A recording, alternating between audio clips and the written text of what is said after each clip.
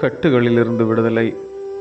உங்களுக்கு செவி கொடுக்கிறவன் எனக்கு செவி கொடுக்கிறான். உங்களை அசட்டை பண்ணுகிறவன் என்னை அசட்டை பண்ணுகிறான். என்னை அசட்டை பண்ணுகிறவன் என்னை அனுப்பினவரை அசட்டை பண்ணுகிறான் என்றார். லூக்கா 10:16. விபத்து ஒன்றில் தனது பெற்றோரை இழக்க கொடுத்த சிறுவன் பாட்டியின் பராமரிப்பில் வளர்ந்து வந்தான். அவர்களோ இப்பிள்ளையை ஆலய நிழலில் ஆண்டவருடைய வசனத்தில் வளர்த்து வந்தார்கள். ஒரு நாள் அந்த சிறுவன் எதிர்பாராத நிலையில் கால் தடுக்கி கீழே விழுந்து பலத்த காயத்துடன் மருத்துவமனையில் அனுமதிக்கப்பட்டான். மருத்துவர்கள் தீவிரமாக அவனை கவனித்து வந்தார்கள். ஆனால் சிறுவனோ ஆண்டவரிடத்தில் எதுவரைக்கும் என்னை மறந்திருப்பீர், எப்போது என் கட்டுகளை அவிழ்த்து விடுவீர் என கேட்டுக்கொண்டே இருந்தான். இந்நிலையில் போதகர் அவனை பார்க்க வரும்போது தனது நிலையை எண்ணி அழுகிறான். போதகர் அவனை ஆற்றி அவனுக்காக ஜெபித்த போது சிறுவன் தன் காலில் மாறுதலை உணரத் தொடங்கினான்.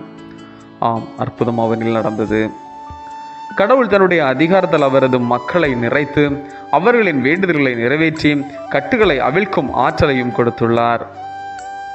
ஆகவே இந்த நாளில் எதை குறித்தும் கவலைப்படாமல் கட்டுகளை அவிழ்க்கும் ஆண்டவரிடம் நம்மை ஒப்படைத்திடுவோம். 1ஆம் நூற்றாண்டில் சிமிர்னா சபையின் விசுவாசிகள் கிறிஸ்துவுக்காக பாடுகளை ஏற்றபோது ஆண்டவர் அவர்களின் அர்ப்பணிப்பை நினைந்து கொண்டார். நாம் கடந்து செல்லும் பாதை கட்டுகளும் கன்னிகளும் கலக்கங்களும் நிறைந்ததாக இருக்கலாம். ஆனாலும் அவருடைய பிரசன்னத்தையும் வல்லமையையும் சார்ந்து வாழ்ந்தால் வெற்றி களிப்படைய முடியும்.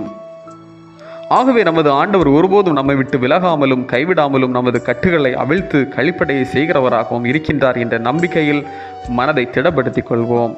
ஜெபம். இன்ப வாழ்வை அருளுகின்ற இறைவா, வாழ்வில் தாங்க முடியாத துயரங்களை நாங்கள் சந்திக்கையில் உமது ஆற்றலினால் விடுதலை பெற்றிட துணை புரியும். ஆமேன். இந்த நாள் உங்களுக்கு இனிய நாளாக வளரட்டும்.